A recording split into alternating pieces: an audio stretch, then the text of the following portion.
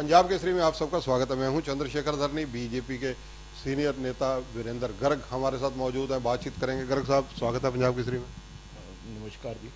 गर्ग साहब, जिस प्रकार से पूर्व मुख्यमंत्री मनोहर लाल ने करनाल लोकसभा से जीत हासिल की और अच्छे मार्जिन से की, और करनाल सिटी जो है फिर सीएम सिटी बना रहा, उपचुनाव नायब सिंह सैनी जो मुख्यमंत्री हैं उन्होंने जीती, कैसे देखते हैं सारे घटनाक्रम को?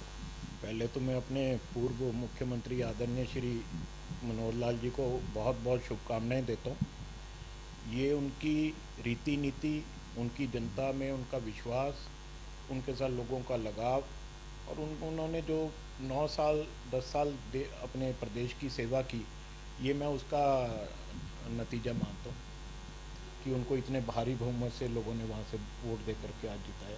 करनाल सिटी फिर एक बार सीएम सिटी बना रहा, ये बहुत प्राउड की बात होती है।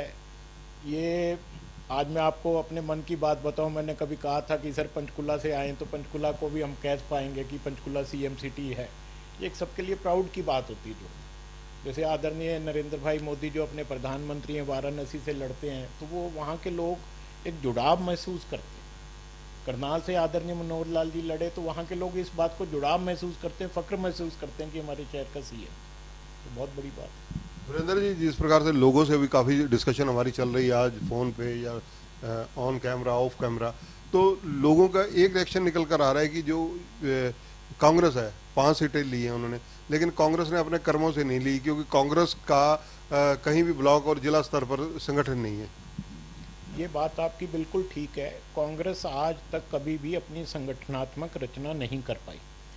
इसके विपरीत भारतीय जनता पार्टी कभी भी, जब चुनाव पहले सत्ता में नहीं थी या आज सत्ता में है, हमारा जो मूल मंत्र है वो संगठन ही है भारतीय जनता पार्टी का।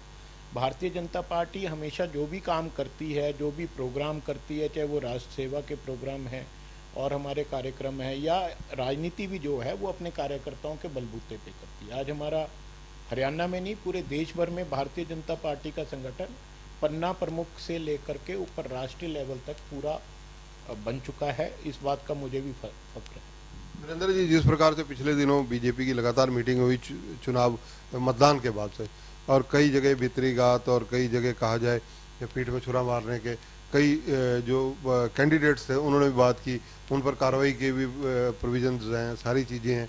तो बीजेपी को भी मूल्यांकन कहीं ना कहीं अब करना पड़ेगा कि 5, पिछली बार 10 सीटें थी, अब 5 रही। देखिए, ये मूल्यांकन लगातार चलता रहता है, ये खाली चुनाव से जुड़ा हुआ विषय नहीं है।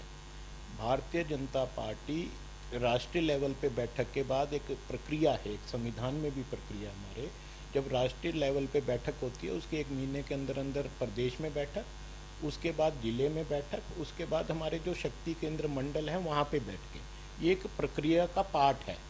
ये बात बिल्कुल ठीक है कि चुनाव में कई तरह के लोगों की शिकायतें या नाराज़गियाँ सामने आई हैं। उन पे मेरा जो प्रदेश नेतृत्व है, हमारे जो वर्तमान में अध्यक्ष हैं और सीएम भी हैं, उन तक भी बात गई है। बड़े लोग इस पे बैठ के विचार कर रहे हैं, लगातार हमारी बैठकें चल रही हैं और इस पे विचार बिल्कुल करेंगे।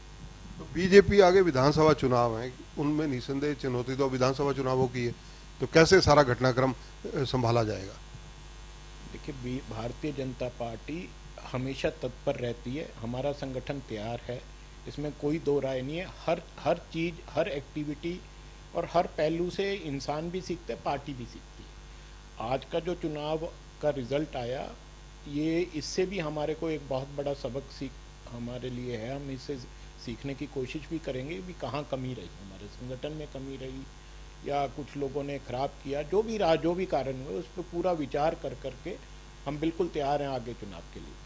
धन्यवाद वीरेंद्र गर्ग जी। तो वीरेंद्र गर्ग जी का कहना है कि बीजेपी चुनावों के लिए पूर्णतः तैयार है, जो चुनाव परिणाम आए वो सिर माथे, और जिन चुनाव परिणामों को लेकर आंकलन करना चाहिए, बीजेपी का आला कमान भी हाई लेवल से लेकर ब्लॉक लेवल तक इसका अध्ययन करता है।